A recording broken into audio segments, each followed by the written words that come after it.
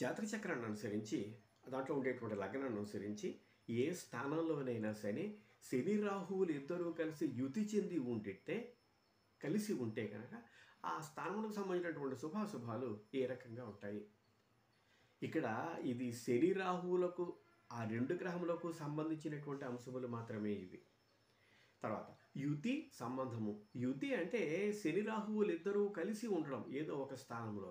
సంబంధం అంటే ఇది కలిసి ఉండినా ఉండకపోయినా, కలిసి ఉన్నా సరే లేక విడిగా ఉన్నా సరే, ఈ విడిగా ఉన్నప్పుడు రాహు దృష్టి శని మీద కానీ శని దృష్టి రాహు మీద పడడం.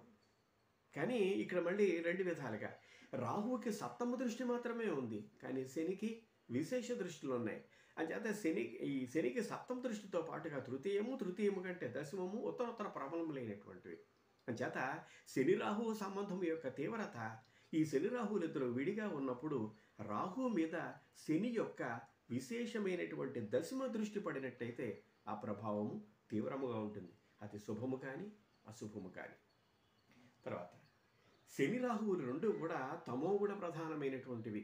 సత్వరజస్తమో గుణాలు. ఇక్కడ సత్వము సాత్విక స్వభావము, రజోగుణము ఉత్సాహమునకు సంబంధించినటువంటిది, తమోగుణము కోపము, ఉద్రేక్తత, తీవ్రం.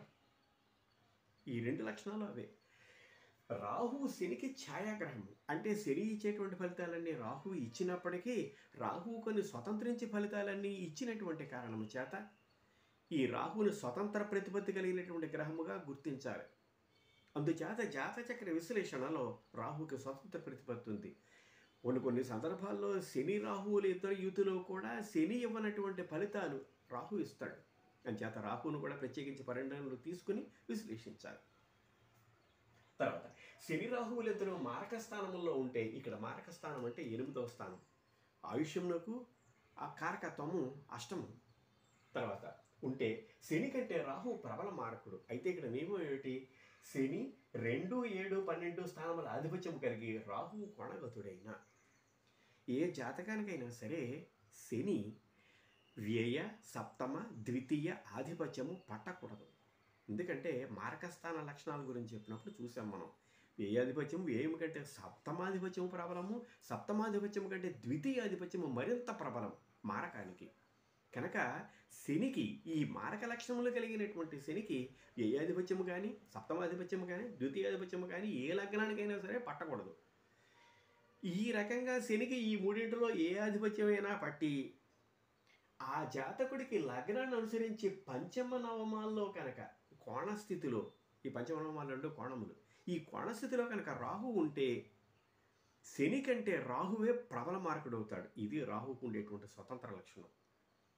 ప్రబల మారకుడై రాహుదశ రాహు అంతరంలో మారకం చేస్తాడు.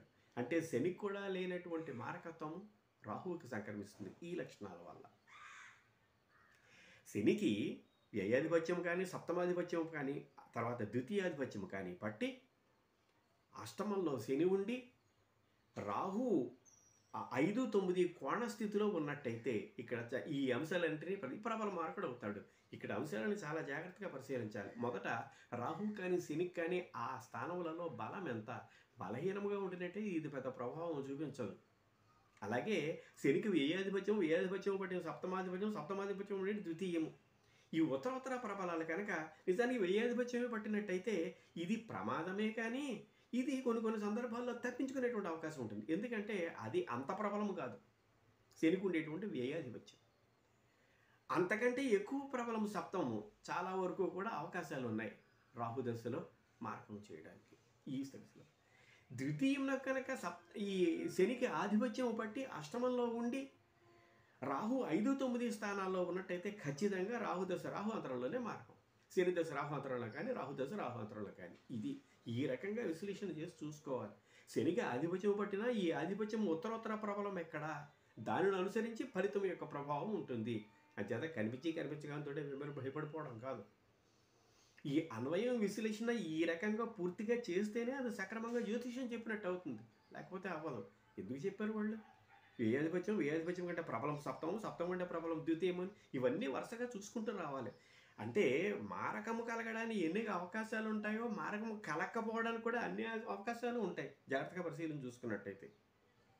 తర్వాత దీన్ని బట్టి అర్థమయ్యేది ఏమిటంటే శనికి ద్వితీయ తర్వాత సప్తమ, తర్వాత వ్యయ ఆధిపత్యము ఏ జాతకుడికైనా సరే లగ్నం అనుసరించి పట్టకూడదు శనికి. తర్వాత 2, 7, 12 ఆధిపత్యము పట్టని శనితో, పట్టకపోతే శుభమే, శనితో 3, 6, 8, 11 స్థానములలో రాహు యుతి యోగం. మరి ఈ శని రాహు యుతి ఎక్కడ యోగప్రదమైనటువంటిది? శనికి 2, 7, 12 స్థానముల ఆధిపత్యము పట్టకూడదు. అప్పుడు ఈ శని రాహువులు ఇద్దరు కలిసి 3లో కానీ, 6లో కానీ, 8లో కానీ, 11లో కానీ స్థితమై ఉన్నట్టయితే అది శుభము, యోగప్రదము అవుతుంది. ఆయుర్దాయానికి కానీ ఇతర అంశములకు కానీ. ఇక్కడ ఏ స్థానములకు సంబంధించినటువంటి యుతి చెందితే ఆ స్థానములకు సంబంధించినటువంటి శుభము కలుగుతుంది. ఇప్పుడు తృతీయము కనుక సోదరులకు సంబంధించిన అంశం, అష్టమం ఆయుర్దాయానికి సంబంధించిన అంశం. ఈ రకంగా పరిశీలన చూసుకోవాలి వీటిని 3, 6, 8, 11 స్థానములలో. తర్వాత శనికి లాభాధిపత్యము మరింత యోగము. మళ్ళీ పూర్తిగా విశ్లేషణ మళ్ళీ చూద్దాం. శనికి 2, 7, 12 ఆధిపత్యము పట్టకుండా 11 ఆధిపత్యము పట్టి, లాభాధిపత్యము పట్టి ఈ శనితో కలిసి రాహువుతో కలిసి యుతి 3 కానీ, 6 కానీ, 8 కానీ, 11లో కానీ స్థితమై ఉన్నట్టయితే ఏ లగ్నానికైనా సరే అది గొప్ప యోగప్రదమవుతుంది. దీన్నే గమనించాలి. తర్వాత శని రాహులు స్త్రీ జాతకమునకు ఆయుర్విషయంలో ఎంత శుభుడో సౌభాగ్యమునకు అంత పాపి. ఈ విషయాన్ని ఇంతకుముందు స్త్రీకి సంబంధించినటువంటి ఆ సౌభాగ్య విషయాన్ని పరిశీలించినప్పుడు చూసాం. నిజానికి ఇక్కడ శని రాహువులు ఇద్దరు కలిసి స్త్రీ జాతకం, నిజానికి శని రాహువులు ఇద్దరు అష్టమంలో ఉంటే యుతి చెందినట్టయితే లాభం అని శుభమని చెప్పబడింది. ఏ విధంగా? ఆయుర్దాయన పరంగా శుభం కావచ్చు, మరి సౌభాగ్యం మాట. జత స్త్రీకి ఆయుర్దాయం కావాలా లేకపోతే సౌభాగ్యం కావాలా అని అడిగితే ఇలాంటి ప్రశ్నలకి సమాధానాలు ఉండవు. జీవితం ఉన్నంతకాలం, బతుకున్నంతకాలం సుఖంగా ఆయురారోగ్యాలతో సౌభాగ్యంతో నిండు నూనెలో జీవించాలని ఏ స్త్రీ అయినా కోరుకుంటుంది. కానీ మన చేతుల్లో ఉండవు కదా.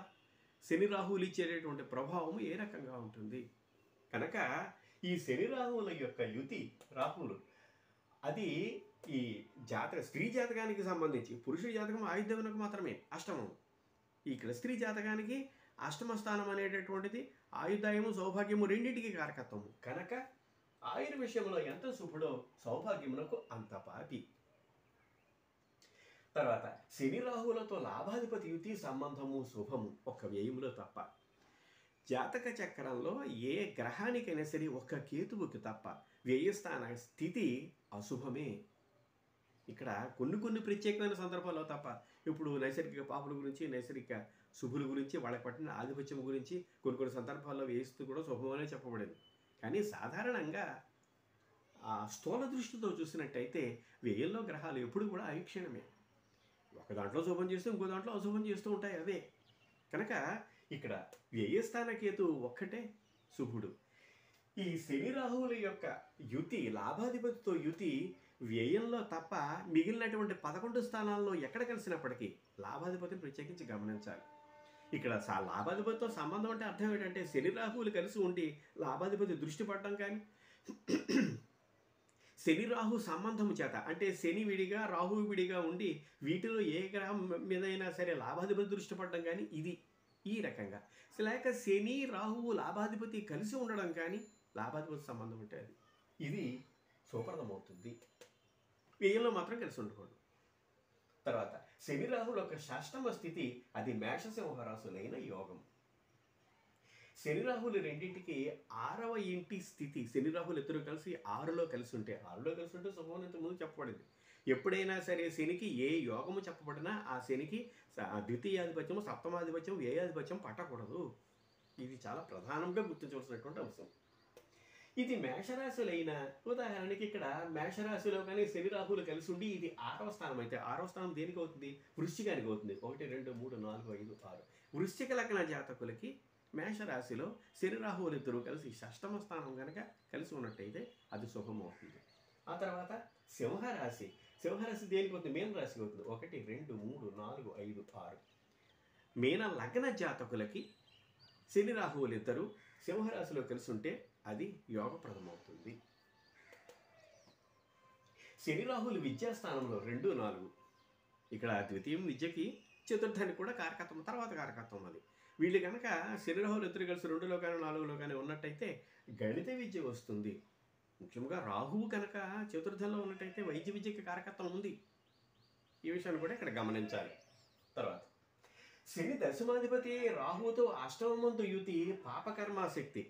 శని దశమాధిపతి దశమమునకు ఆధిపత్యము కలిగి, మేషలగ్నానికి దశమ ఆధిపత్యం, దశమాధిపత్యము కలిగి ఈ రాహువుతో కలిగి అష్టమంలో కలిసి ఉన్నట్టయితే 8వ స్థానంలో కనుక శని రాహువులు ఇద్దరు కలిసి, ముందు శనికి దశమాధిపత్యం పట్టడం పాపకర్మాశక్తి. ఇక్కడ కర్మ గురించి ఎందుకు చెప్పబడింది అంటే కర్మ ఆ కారకత్వం కలిగినటువంటిది దశమము, అందుచేత చెప్పబడింది. పాపకర్మాశక్తి తప్పుడు పనులు చేయడం, లంచాలు తీసుకోవడం కానీ, ఆ తర్వాత హత్యలు చేయడం కానీ, దుర్మార్గాలు చేయడం కానీ, ఇతరులను హింసించి బతకడం కానీ, ఈ రకంగా పాపకర్మాశక్తి. ఇక్కడ కర్మ శబ్దం అందు గురించి ఉపయోగపడింది. శని దశమాధిపతి దశమమునకు అధిపతి అయి అష్టమంలో కనుక కలిసి ఉన్నట్టయితే, శని రాహువులు ఇద్దరు అష్టమంలో కలిసి ఉన్నట్టయితే మామూలుగా అయితే యోగప్రదం అనే చెప్పబడింది ఇంతకు ముందు వరకు. ఇప్పుడు కూడా ఎంతకాలం బతుకున్నాం, ఈ బతుకున్నంతకాలంలో ఎంతకాలం ఇతరులను హింసించకుండా బాధపెట్టకుండా బతికాం, ఈ బతుకున్నంతకాలం రోగాలు రొష్టులు లేకుండా ఎంతకాలం ఉన్నాం, ఆనందంతో ధనముతోటి సుఖమయమైనటువంటి జీవితం ఎంతకాలం బతికాం, ఇవన్నీ కూడా ఆ ఊహకి ఊహించి ఆనందింపజేసేటువంటివి తప్పించి అన్ని లక్షణాలు కూడా ఏ ఒక్కరికి ఎప్పుడూ కలగవు. ఒకటి శుభమైతే మరొకటి అశుభం అవుతూ ఉంటుంది. పాపకర్మాశక్తి ఉంది, అతను ఎక్కువ కాలం జీవించి ఉండొచ్చు, పాపకర్మలు చేయొచ్చు చేత. తర్వాత కళత్రస్థాన శని రాహు యుతి త్రికళత్ర యోగం. ఇక్కడ ఇది కూడా ఇంతకుముందు చెప్పబడినటువంటిదే. ఇవి కేవలము ఈ వీడియో అంతా కూడా శని రాహువులకు సంబంధించినటువంటి అంశములు మాత్రమే. శని రాహువుల యొక్క కళత్రస్థాన స్థితి సప్తమంలో కనుక శని రాహువు రెండు కలిసి ఉన్నట్టయితే త్రికళత్ర యోగం. ఇంతకుముందు దీనికి కూడా వివరణ ఇచ్చాను. అయితే ఇక్కడ త్రికళత్ర యోగం అంటే మొదటి భార్య రెండవ భార్య జీవించి ఉండగానే మూడవ భార్య, లేకపోతే మొదటి భార్య రెండవ భార్య మరణించిన తర్వాత మూడవ భార్య, ఈ జనన మరణం అనేటువంటి స్త్రీ జాతకం యొక్క ఆయుర్దాయాన్ని ఆధారంగా చేసుకొని చెప్పాలి. అది కృష్ణుడికి అష్టభార్యలు, 80 భార్యలు. అందుచేత జీవించి ఉండగానే తృతీయ గణత్రము చతుర్థ గణత్రము రావచ్చు, ఎక్కువ మందిని వివాహం చేసుకునేటువంటి పరిస్థితి రావచ్చు. అంచేత భార్య మరణించిన తర్వాత అనేటటువంటి ప్రసక్తి దీంట్లో రాదు. ఈ విశ్లేషణ చాలా జాగ్రత్తగా చూసుకొని చెప్పాలి. త్రికళత్ర యోగం అనేటువంటిది ఇది శని రాహువులకు యుతికి సంబంధించినటువంటి అంశములు. అయితే ఇక్కడ ఈ అంశములన్నిటినీ ప్రధానముగా తీసుకున్నట్టయితే శనికి ఏ లగ్న జాతకులకైనా సరే ద్వితీయ సప్తమ వ్యయాధిపత్యము పట్టి ఉండకూడదు, అది అశుభము. ఇంకా రెండవది శని రాహు యుతి ఆయుర్దాయము 8వ స్థానంలో అష్టమమే కానీ సౌభాగ్యమునకు ఇది అశుభము. తర్వాత శనికి మారకాధిపత్యము చే దశ అంతర్దశలలో తనే మారకుడగును. ఒకవేళ ఈ రకంగా రాహు గారు కోణస్థితిలో ఉంటే శని కంటే రాహువే ప్రబల మారకుడగును. శని రాహువులకు సంబంధించినటువంటి ఆ యుతి కానీ సంబంధము కానీ ఏ జాతక చక్రానికైనా సరే ఈ నియమాలు వర్తిస్తాయి. ఇది శని రాహు యుతి ఆ శుభాశుభములు.